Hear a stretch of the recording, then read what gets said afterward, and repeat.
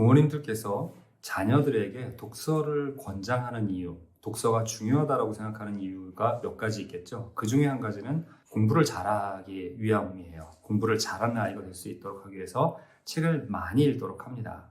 자, 그런데 책을 많이 읽으면 독서를 통해서 여러 가지 지식도 쌓고 언어를 처리하는 능력이 좋아져서 공부를 잘할 수 있게 되는 건 사실이지만 더 중요한 것들에 집중해야 될 필요가 있습니다. 책을 많이 읽긴 했지만 그만큼 학습 능력이 올라가지 못하거나 이런 경우들이 있어요. 자, 왜 그러냐면 학습 능력에서 굉장히 중요한 것, 아마 가장 중요한 것은 이해력입니다. 뭔가를 보고 이게 그런 거구나. 즉 나에게 다가왔던, 내가 어떻게 접근하고 접촉했던 그 지식들을 내가 내 걸로 만드는 과정이죠.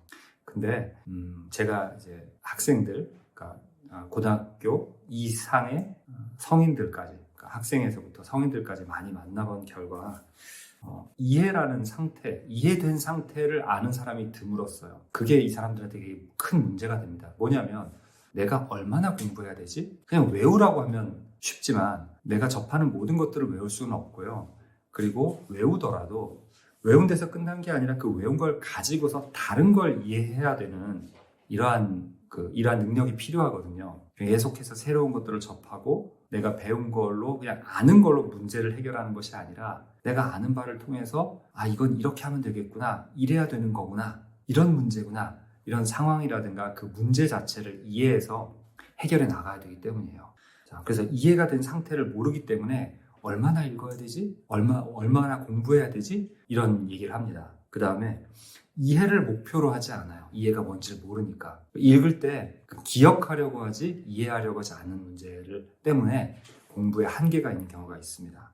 이건 다 이해가 뭔지 모르고 지식적으로 모르고 그 이해를 할 수 있지가 않은 거예요. 이해할 수 있는 능력이 있고 그 능력이 내 마음에 습관화되어 있어서 무엇을 접하면 항상 이해가 되는 이런 사람이면 이해라는 거를 머리로는 몰라도 돼요. 마음으로는 이해가 돼야 되는 거죠. 마냥 책을 읽어라 했을 때 이해를 배우지 못하는 아이들, 이해를 터득하지 못하는 아이들이 많이 나옵니다. 그래서 성인이 되어서도 힘들어해요. 수능이라든가 이런 걸 준비할 때 힘든 사람도 있고요. 비록 이해를 잘하진 않지만 학습적인 성과는 괜찮아서 좋은 대학을 들어가는 경우도 가끔 있습니다. 다른 의지라든가 다른 능력들이 괜찮은데 그래서 수학적인 이해력은 뛰어난데 글 이해력이 떨어진다든지 이런 경우들, 즉 영역에 따른 이해가 편차가 있는 경우도 있습니다. 그럼 이제 이걸 어떻게 막을 수 있느냐? 이해하는 게 뭔지에 대해서 부모님이 아셔야 돼요. 그래서 아이들이 그런 쪽으로 읽을 수 있도록 자극을 해주는 거죠. 너무 이론적으로 알 필요는 없지만 제가 좀 예시를 보여드리면서 이야기를 드릴게요. 어렸을 때 이제 책을 읽습니다. 집에 아이들 책이 거의 없어서 이런 책, 이 책이 좋다라는 게 아니고요. 그냥 예를 보여드리는 거예요. 이 책은 보니까 이렇게 그 시골에 가서 농사를 도와드리는 모내기 하는 걸 이제 도와주는 아이들, 할아버지 댁에 가서 손자들이 뭘 해보는 건데, 자, 여기 보면 이제 그림 보세요. 옷이 다 여기 색깔이 똑같죠? 이게 장화예요. 이 책에서는 이제 가슴 장화라고 이야기를 합니다. 우리가 그 갯벌에 가서 조개를 캔다든지 아니면 낚시한다든지 다슬기 캔다든지 이럴 때도 이런 거 있죠. 그런 게 나온다라는 거 일단 두시고, 그 다음에 여기서는 이렇게 할아버지가 아이들한테 모를 씹는 법을 설명해 주십니다. 자, 할아버지를 따라해 보렴.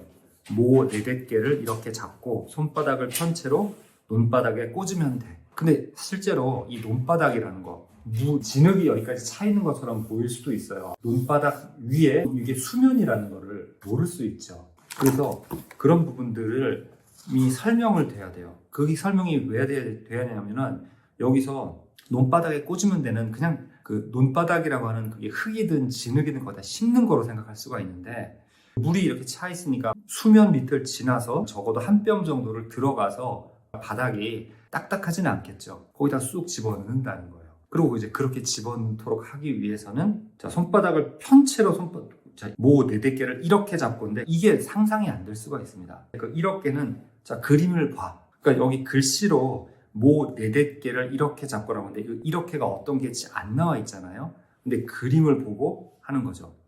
어떤 아이들은 이 그림과 이 글을 연결해서 머릿속에서 생각하지 않는 경우가 있어요. 이걸 본 다음에 이 그림이 머릿속에 남아있는 채로 동시에 그림과 글을 동시에 볼 수가 없어요.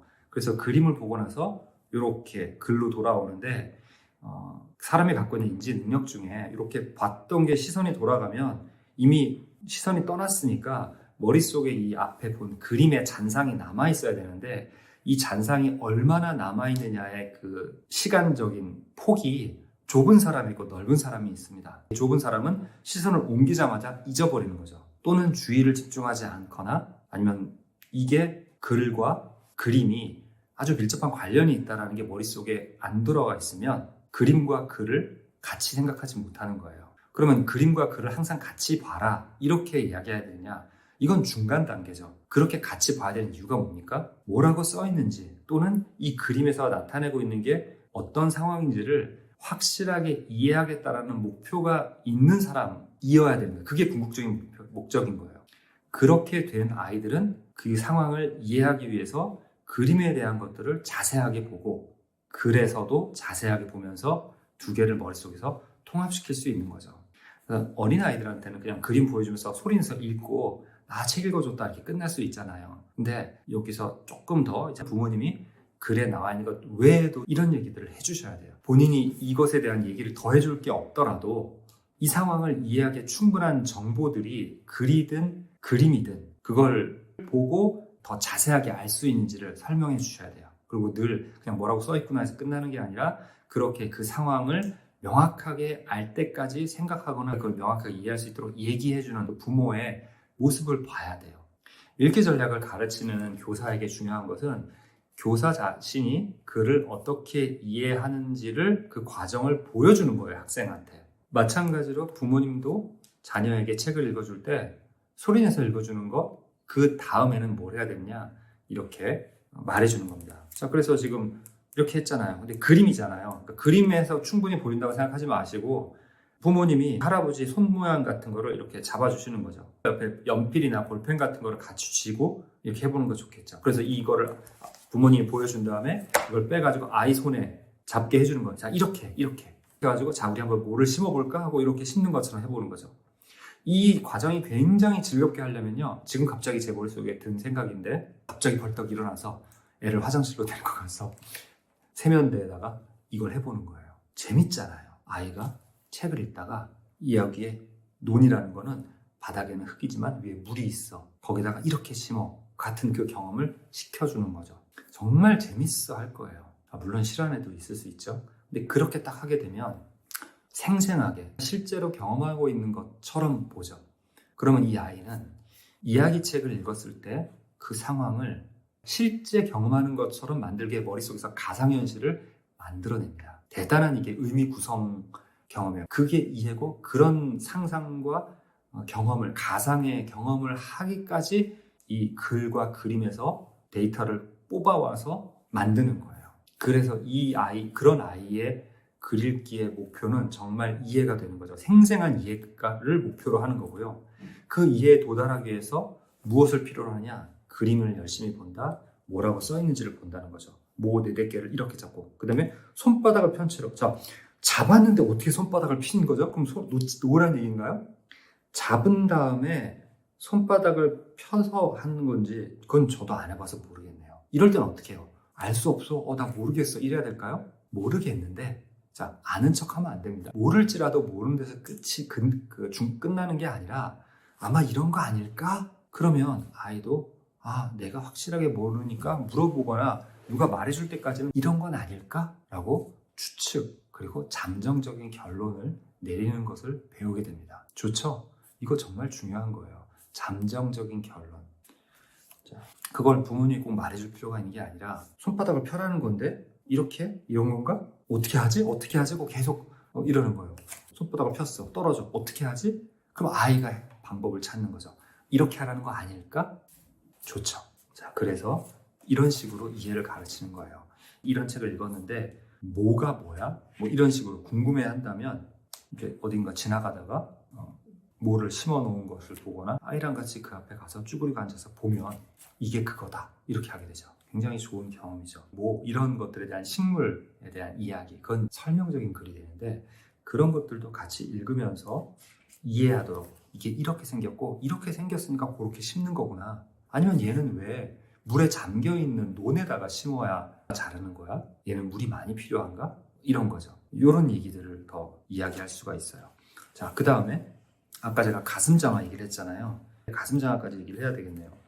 가슴장화를 신고 계속 합니다. 자, 그림 다음 여러 장 봐도 계속 이런 식으로 장화를 신고 있어요. 애들은 가슴장화? 애들은 왜 가슴장화가 길어? 어른들은 왜 가슴장화 안 신고 그냥 다리 위까지만 올라왔어? 그럼 왜 그럴까 하고 얘기를 해보는 거예요. 애들은 키가 작죠. 애들은 넘어질 수가 있죠. 그러니까 가슴까지 오는 걸 하는 거예요. 어른들은요? 안 넘어져요. 안 까불거든요. 일이니까. 자, 그런 것들도 왜 그런지, 왜에 대한 내용이 들어가니까 그것도 이해를 하는 거죠. 원인과 결과 또는 이유 이런 것들을 아는 게 되게 중요한 이해입니다. 근데 갑자기 어떤 분이 옛날엔 다들 맨발로 논에 들어와 모를 심었는데 고모가 그랬더니 이제 아이들이 우리도 맨발로 하자 그래가지고 장화를 벗고 들어갔어요. 문제는 이제 장화를 벗었더니 발 옮기기가 훨씬 쉬웠어요. 왜 그랬을까요?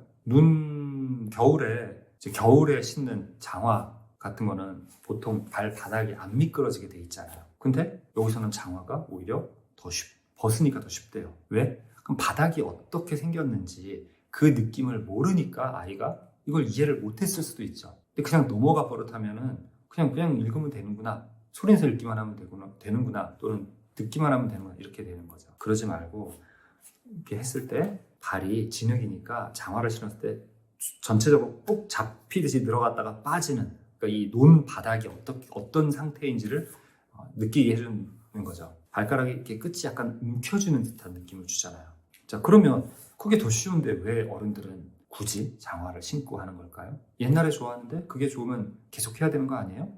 씻기 편하니까, 안 더러워지지 않으니까, 흙을 씻어낼 필요가 없으니까도 이유가 되죠. 근데 또 한 가지 이유가 나옵니다. 자, 거머리가 붙습니다. 거머리가 뭐냐? 그럼 이제 거머리를 설명할 수 있죠. 근데 거머리가 어떻게 생겼어? 징그러운 걸 보여줘야죠. 그러니까 의학하죠. 거기다가 거머리가 붙어서 피를 빨아댑니다. 자, 그래서 장화를 신는 거죠. 자, 그게 바로 다 이해예요. 근데 왜 그런지를 생각하지 않으면 이해 안 합니다. 본인이 이해하지 못했다는 것을 모르는 경우가 많은데 글에 나와 있는 것, 그림에 그려져 있는 것이 전부가 아니라 내가 알 수 있는 것들이 더 많다라는 걸 항상 마음속에 갖고 있는 아이는 혹시 뭐가 더 있지 않을까? 이런 식으로 찾게 됩니다. 이게 이해력이에요. 이 책을 읽어라, 저 책을 읽어라. 보통 이런 게 독서 지도죠. 그리고 읽은 다음에 독후감 쓰고 같이 이야기하고. 근데 글을 읽고 나서 쓰거나 얘기를 할 그 재료들, 그러니까 내가 읽고서 마음속에 내가 한 것들이 글로 나오고 발표로 나오는 건데, 이 머릿속에 들어온 게 빈약하면 본인도 이제 비교를 하는 거죠. 다른 애들은 잘한다 소리 듣고 칭찬받고 당당해지는데 내가 생각해서 내놓은 것들이 별로 훌륭하지 않다라고 느끼면 피하는 거죠. 그럼 피하고 이제 시험이라는 걸 자꾸 만나게 되니까 그때는 이해보다도 뭐라고 써있는지를 어떻게든 기억하려고 문자 그대로 읽으려는 습관이 생깁니다. 그러면 당연히 그 시험 성적도 안 좋아져요. 그래서 부모님께서 독서를 어떻게 하도록 하느냐, 이해할 수 있도록 해야 된다. 그 이야기를 말씀을 드립니다. 제가 쓴 책 성장하는 독자를 위한 5가지 문해력 수업에 가장 중점적으로 이야기한 게 이해인데, 부모님들도 이것을 읽고 장기적으로 이런 것들을 할 수 있도록 어렸을 때부터 이런 식으로 독서를 할 수 있도록 이끌어준다면 나중에 저런 능력이 생겨나겠구나. 그거를 마음속에서 잘 아실 수 있을 거예요. 그래서 제 책을 부모님께 권장합니다.